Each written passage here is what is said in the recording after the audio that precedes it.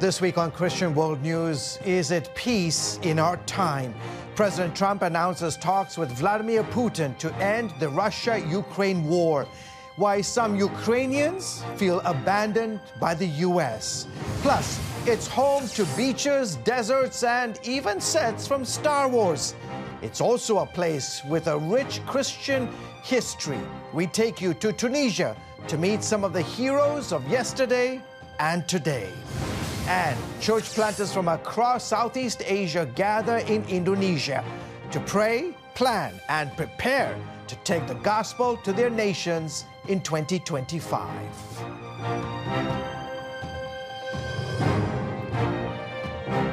Hello, everyone. Welcome to this week's edition of Christian World News. I'm George Thomas. Negotiations to end the three-year Ukraine-Russia war will begin as soon as possible. President Donald Trump made the announcement after a phone call with Russian President Vladimir Putin. Trump moved quickly to lay the groundwork for negotiations. European leaders say he might be moving a little bit too fast. Dale Hurd has the story. Trump spent 90 minutes on the phone with Russian President Vladimir Putin, with the two leaders agreeing to start negotiations immediately to end the war between Russia and Ukraine. I also had with President Zelensky a very good call after that. And I think we're on the way to getting peace. I think President Putin wants peace, and President Zelensky wants peace, and I want peace. I just want to see people stop getting killed. The president said his first sit-down with Putin could be in Saudi Arabia soon, but also suggested he may go to Russia and that Putin might come to the United States. I'll be dealing with President Putin largely on the phone, and we ultimately expect to meet. In fact, we expect that he'll come here and I'll go there and we're going to meet. Trump indicated his second meeting will be with Ukrainian President Zelensky, who posted this photo of the phone call on X saying no one wants peace more than Ukraine. As President Trump said, let's get it done. In a meeting with Treasury Secretary Scott Bessent, Zelensky said, I'm thankful to the president, to his message that he will support Ukraine and he really wants to stop this war. And I know that he's a strong man, and I'm sure that he will push Putin. Trump also indicated Ukraine would have to give up territory lost to the Russian invasion. Well, he's going to have to do what he has to do, but, you know, his poll numbers aren't particularly great, to put it mildly. Defense Secretary Pete Hegseth at NATO headquarters also all but ruled out Russia having to return Crimea to Ukraine, which Russia invaded and annexed in 2014. We must start by recognizing that returning to Ukraine's pre-2014 borders is an unrealistic objective. Chasing this illusionary goal will only prolong the war and cause more suffering. This is similar to what Zelensky himself said earlier this year and at the end of last year, that it's not realistic. Ukraine doesn't have the ability to take back these territories by force. So Ukraine would be prepared to have a ceasefire and pursue the return of its territories by other means, diplomatic, political, and so forth. NATO allies are insisting that Europe and Ukraine not be cut out of the peace negotiations. And Zelensky says he'll reject any deal that doesn't include Ukraine's input. Hegseth stressed the U.S. commitment to NATO and says the negotiations are not a betrayal of Ukrainian soldiers defending their nation. Meanwhile, in a historic move, Ukraine has established an annual National Day of Prayer. The date, February 24th, the anniversary of the Russian invasion. Dale Hurd, CBN News. Thank you, Dale. Secretary Hegseth is walking back some of his early statements about the negotiations, including that Ukrainian membership in NATO should be ruled out and that U.S. troops will not be sent to defend Ukraine. He has since said that, quote, all options are on the table. Joining me for more on this is Sergei Rakuba, president of Mission Eurasia, a Christian ministry that works in Ukraine and countries of the former Soviet Union, and Steve Weber, former longtime director of CBN Ukraine. Gentlemen, thank you so much for joining us. Sergei, let me begin with you. How are Ukrainians reacting to the news out of Washington this week? George, thank you so much for the opportunity. Great to see you. Great to see you, Steve. And just wanted to thank you for paying attention to this situation. Ukrainians, and I'm talking to my colleagues, I'm talking to my family, I'm talking to many church leaders in the last several days, I don't even know how to describe. They were expecting, a little different outcomes. They were expecting outcomes like was promised to them that U.S. will defend and will follow its promise, keeping its word. Now they feel if Putin will get all what he wants. It means territories, 600,000 people killed because of his attack intervention. We call it's an aggression against the sovereign country. People of Ukraine will feel betrayed. And I just wanted to know so that, Ukrainians are expecting a lot more from the U.S. so that our country is not used as a bargaining chip, but there is a people, there are 40 million lives. And if we don't defend them as we promised, if we don't help them in their fight for their freedom and sovereignty, of course, Putin will not stop at any of this so-called peace talks. I don't think Putin understands the language of diplomacy. He may just stop, regroup, and continue. He is grand plan farther destroying Ukraine.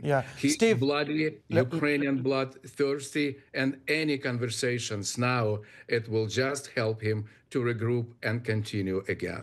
Steve, let me go to you right now. There seems to be incredible pressure to negotiate or capitulate. In your opinion, what should be the guiding principle here? Well, the guiding principle is really our democracy. And at the very beginning of our Constitution, we had the right to life, liberty, and the pursuit of happiness, which is actually, from Thomas Jefferson, the right to enjoy private property. And I really believe that that needs to be the guiding principle. My personal friends have lost their home or, in Mariupol, and Russian people are occupying their home. And so some type of compensation for stolen, destroyed private property needs to be paramount.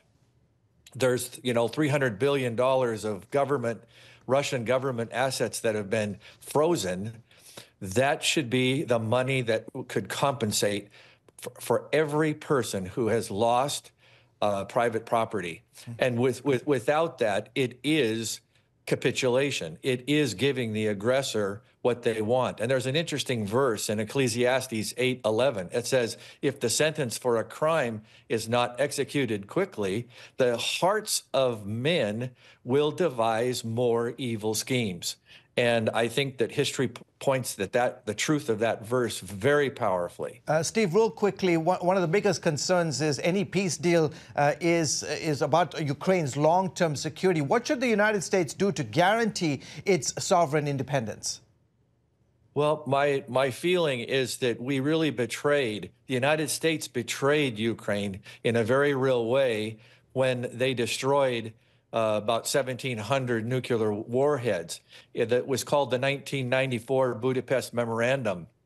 But when their borders were breached, I had numerous conversations with people. Why doesn't that document mean anything?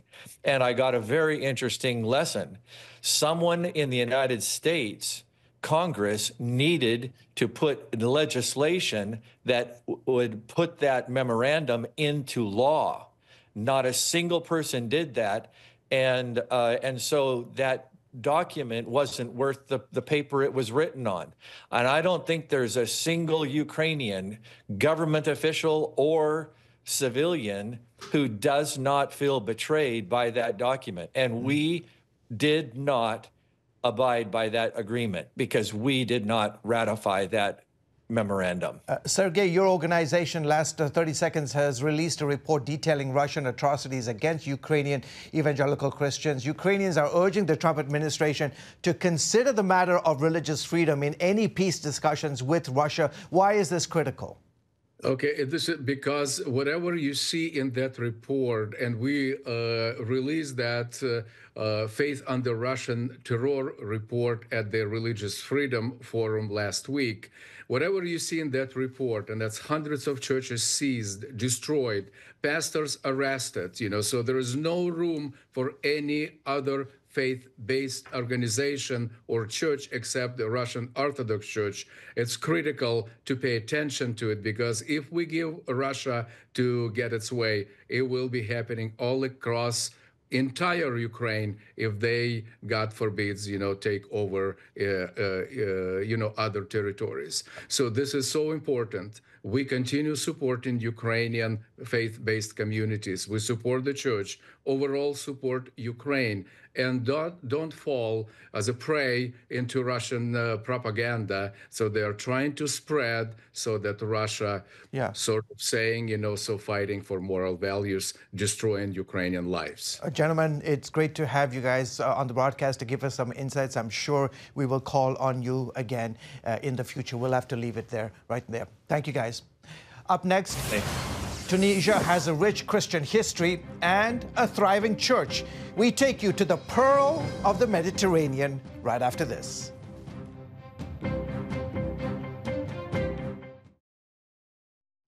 Welcome back to Christian World News. The North African country of Tunisia is deeply rooted in Christianity, with a rich heritage that dates back centuries. Well, despite its predominantly Muslim population, Tunisia's faith history includes the legacy of its early martyrs, which continues to shape its spiritual identity. Take a look.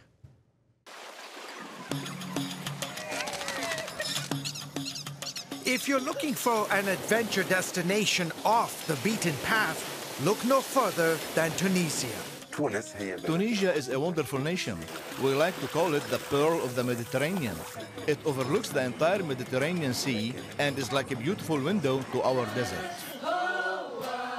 Bordered by Algeria, Libya, and the Mediterranean Sea, Tunisia offers a diverse range of landscapes, from beautiful beaches to the vast Sahara Desert.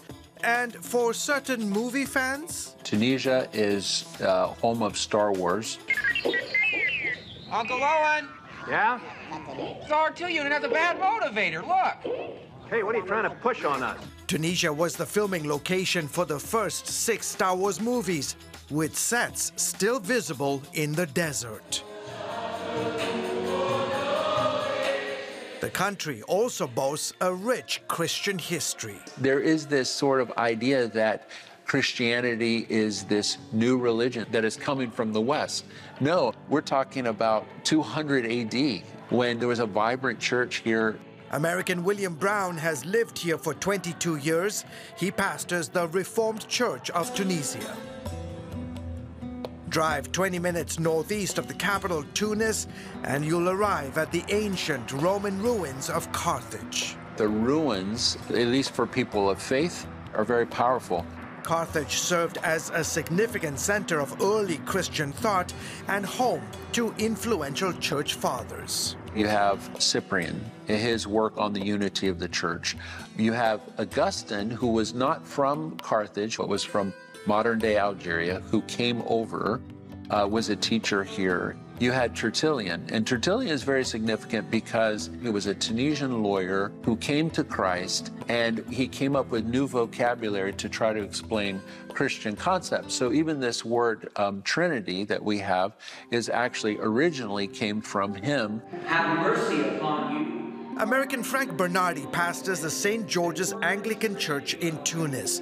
He points to Carthage as an important center of Christianity in the 2nd and 3rd centuries, a thriving hub for the faith that served as the seat of the Christian church for all of North Africa. What it produced was this really significant, what I like to call high-octane church that had a reputation throughout the world because of how serious they took their faith and how willing they were to die for their faith. Dr. Corney Becker, Dean of the School of Divinity at Regent University, says Christianity faced resistance from the Roman Empire, suspicious of this flourishing new faith. Carthage was really a hotbed of persecution, so Christianity comes to Carthage at the beginning of the 2nd century. And right at the beginning of that, there are a number of martyrs.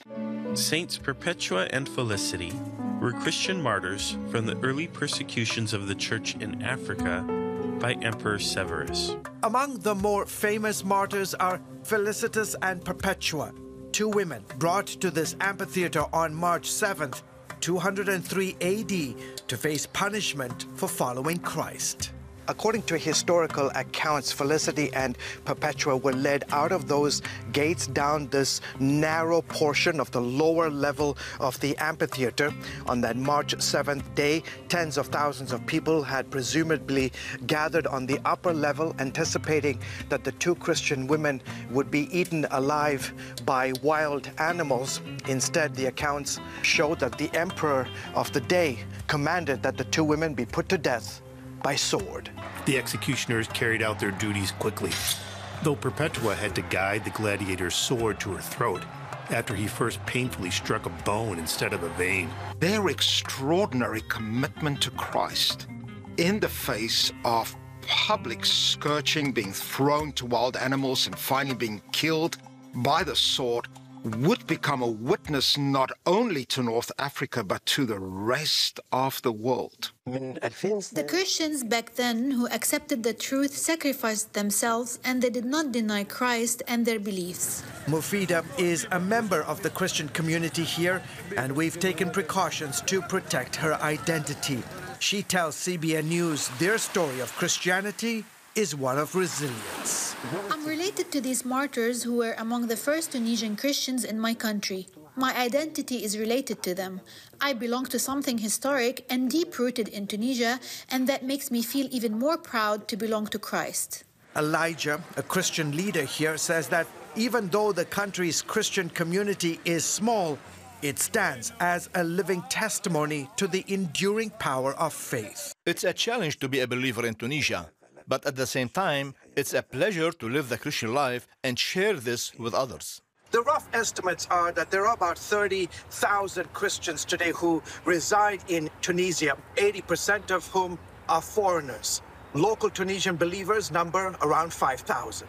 Although a predominantly Muslim country, Tunisia recognizes freedom of religion. Since the Arab Spring uprising almost 14 years ago, the government has embraced more democratic values. It used to be very hard for Christians to speak openly about Christ and share their faith. Some were beaten and died in jail. There was so much danger and restrictions, but now, slowly with the openness of the environment, things are changing. Bernardi says Tunisia's spiritual legacy is not only in ancient ruins, but also in the memories of martyrs and theologians. He longs for a resurgence of faith that mirrors the powerful, world-changing Christianity once defined by this region. I want Christians around the world to pray that that blessing of Carthage, a church of high-octane Christianity that changed the world, I pray that that blessing return to this place. Pray for the church in Tunisia. We'll be back right after this. Welcome back. Leaders overseeing CBN centers across Southeast Asia recently gathered for what they called Dedication Day. Each year, they renew their commitment to God and seek wisdom for the coming year. Lucille Talusan reports from Indonesia. Kita sambut Vietnam! Let us welcome. For 15 years, the heads of CBN Southeast Asia centers have met around this time to dedicate themselves to God and the ministries they serve. This year brings unique challenges. The whole world is going to change. The world is going to flip. Artificial intelligence is falling on our heads. There is so much that is absolutely going to just explode. The unshakable theme is this kind of beautiful picture of the inevitability of finishing the Great Commission in the midst of the challenge. McClendon believes it's vital to disciple the next generation starting from preschool. That led to the development of Super 5, a holistic and contextual early childhood development program. So far, 1,500 church partners are using this to disciple children and reach out to their families. CBN Indonesia launched a companion program to train parents as well. In the social media generation, what's happened is that technology has stepped in, and there are many other voices now that are teaching and training our kids. We need to empower parents and equip parents to disciple their children.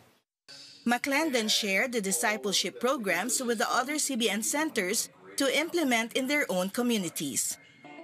Another highlight of the dedication day came with a groundbreaking ceremony for the Prayer Plaza. What's going to happen is that prayer gardens are going to be built around the prayer tower, which you can see behind me. And this is also a call to the churches and to all the nations to come and pray and to pass on to the next generations the importance of prayer, which is the foundation of God's work here in CBN Indonesia and in the CBN centers around the world. CBN International Vice President Ben Edwards flew in from headquarters to support the ongoing ministry in this part of the world.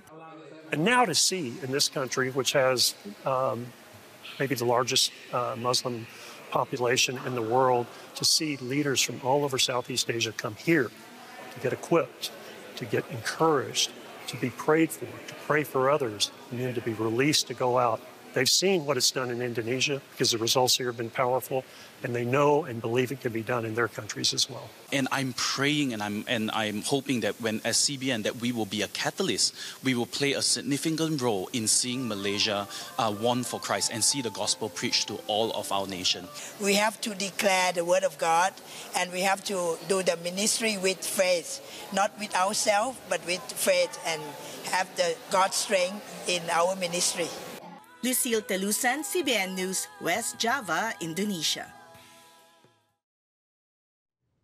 Finally this week, once again, students on U.S. university campuses are showing their openness to the gospel.